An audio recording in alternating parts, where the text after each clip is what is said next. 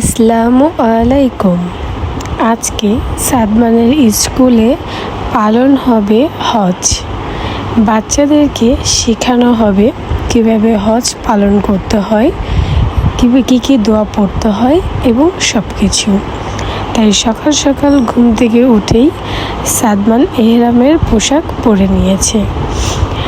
আমার মতো করে আমি চেষ্টা করেছি এহরামের পোশাক পরিয়ে দেওয়ার জন্য, বাকিটা স্কুল থেকে ঠিক করে দিবে। তো বাবু রেডি হয়ে গিয়েছে। রেডি হয়ে সে টুকটুক করে ঘুরছিল। আলহামদুলিল্লাহ সে এই পোশাকে খুব কমফোর্টেবল এবং খুব পছন্দ করছিল। নর্মালি বাচ্চারা তো জেদ করে পড়তে চায় না, বাট সে নর্মালি পরে নিয়েছে। ইউনিক ভালো লেগেছে তার। ঘুমে একদম টায়ার্ড, খুবই খারাপ অবস্থা।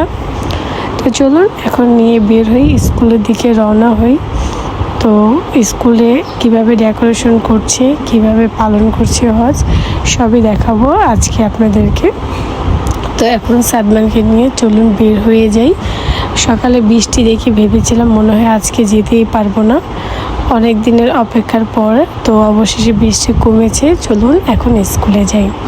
তো স্কুলে চলে এসেছি, সাদমানকে ভিতরে দিয়ে আসি এবং ভিতরে ওদের একটু ডেকোরেশনটাও ভিডিও করে আসি, ওরা কী করেছে। ওরা মক্কাতে যা যা থাকে ওরা সেটাই করার চেষ্টা করেছে এবং খুব সুন্দর করে করেছে। প্রতিটা জিনিস একদম পারফেক্ট পরিপাটিভাবে খুবই সুন্দর করে করেছে, যেটা বাচ্চারাও খুব ইন্টারেস্ট নিয়ে এবং খুব আগ্রহ নিয়ে ইসলামের প্রতি, ধর্মের প্রতি, আমাদের কী করণীয়, কী করতে হবে, সব কিছু ওরা একদম সুন্দর করে ফুটিয়ে তোলার চেষ্টা করেছে। আলহামদুলিল্লাহ। দেখুন আপনার কাবাটাও খুব সুন্দর করে করেছে একদম। আর ভেতরের প্রোগ্রামটা দেখাবো নেক্সট পার্ট। তো আজকে ব্লগটা এখানে শেষ করব। সবাই ভালো থাকবেন। আল্লাহ হাফেজ।